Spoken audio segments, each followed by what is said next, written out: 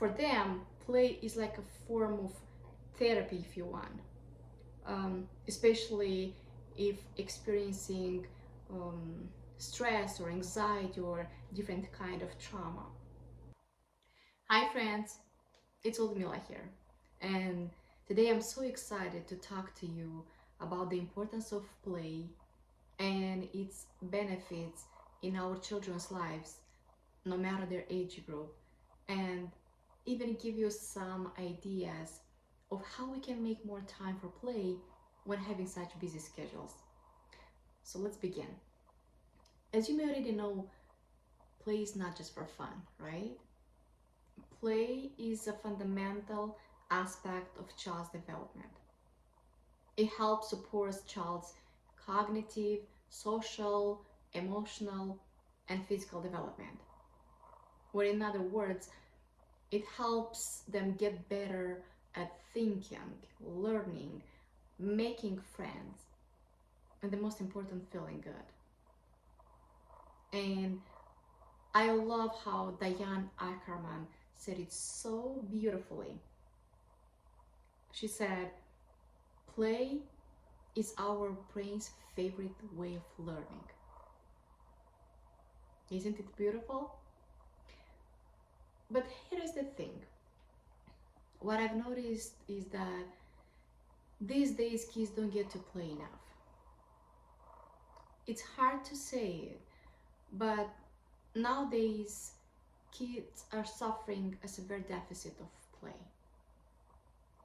Just recently we had an experience that made me look at play differently and even rethink my boys' schedules.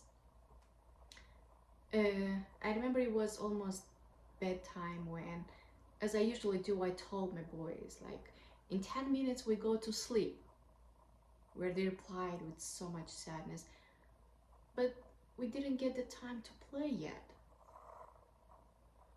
And that honest but painful reaction made me realize that they are right. After a long, busy day, they had to do a lot of things but to play. And I'm pretty sure this can happen to not only to younger kids who are 8 or 2 years old, but also to tweens and teens who, unfortunately, as they get older, they have less and less time for unstructured play. But you'll be surprised to know that it was scientifically proven that in order to have a good mental health and physical health and to develop the life skills, children need a variety of unstructured play opportunities from birth until they're teenagers. And to make it even more convincing, I would like to cite here Dear Ray, a professor of early childhood education, who gave such a good explanation of why integrating play, especially unstructured play, in our children's routine is so crucial. As she explained, when children play, their brain are activated in a way that can change neuron connection in the prefrontal cortex, which ultimately can have a great impact on their emotional regulations and problem-solving thinking. Another important thing that she mentioned is that play can release chemicals in the brain, including oxytocin, which, as we all know, helps regulate emotions and supports social skills, and dopamine, which has a direct impact on mood, memory, and motivation. How cool is that? So here are the 4 key benefits of play that I wanted to take away from this, of course based on the child's age. So let's go. For younger children, unstructured play allows them to explore the world around them and to learn about themselves. and to use their imagination freely. It helps them learn how to communicate, how to share, and how to interact with their peers. In other words, through play experiences, younger children develop their social, their physical, and their cognitive skills. For twins, unstructured play provides great opportunities to explore their interests and to develop a sense of autonomy. They learn how to build deep and meaningful friendships and how to show empathy and understanding towards others. Also, through play, they learn how to express their emotions, and also if they engage in more complex games and activities, their cognitive and problem solving skills are activated. And for teenagers, play helps them find their identity, find their passions and interests. Also, play helps improve their mental health, helps improve their mood, and helps them think outside the box.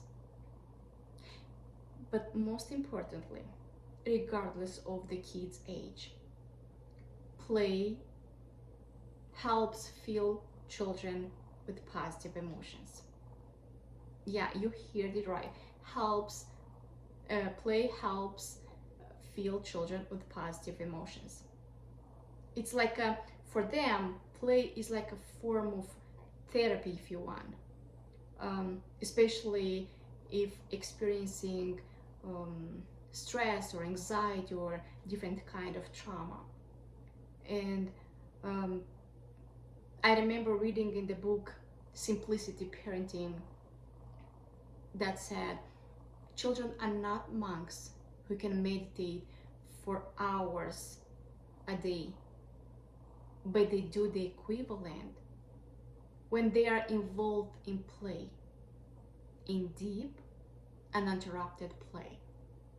Now that we know how great play is for our children, we need to make sure that our children, regardless of the age, have at least 1 hour every day to play, to create their own rules, their own enjoyment, their own experiences.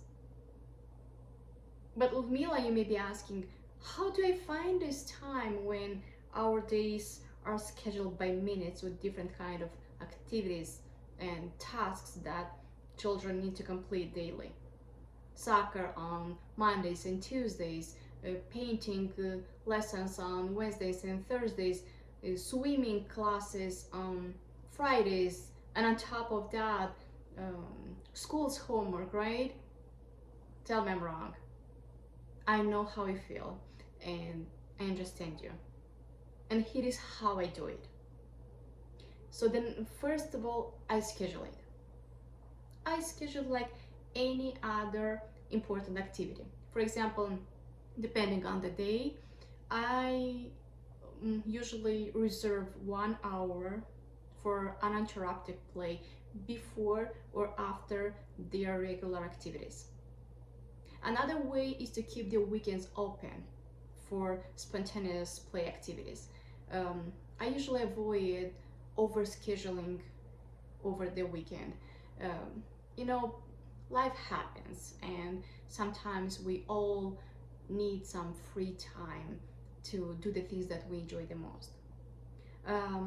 Also, when the weather is nice, I like to set aside at least 30 minutes for outdoor play in, let's say, in the nearby park or playground or just in the backyard, and let their minds and bodies move and explore without distraction. And if you have a teenager, I will recommend to incorporate play in their daily life. For example, you may want to suggest them to allocate some time to freely explore their interests and their hobbies, whatever they have a passion for. Another idea is to create short breaks during study sessions. And the last thing that I do to create, to inspire and to create and to inspire more time for play, which is very dear to me, is I model it. I engage in my own hobbies and leisure activities whenever I have 10 or 15 minutes. And I let my kids see me how I embrace playfulness and creativity. So remember, unstructured play doesn't have to be for a long time. Short but consistent playtimes can be just as beneficial. The key here is to provide daily opportunities for children to engage in unstructured activities that foster creativity, imagination, and social interactions. So that's it for today, my friend. I hope it helps, and I'll see you here in the next episode.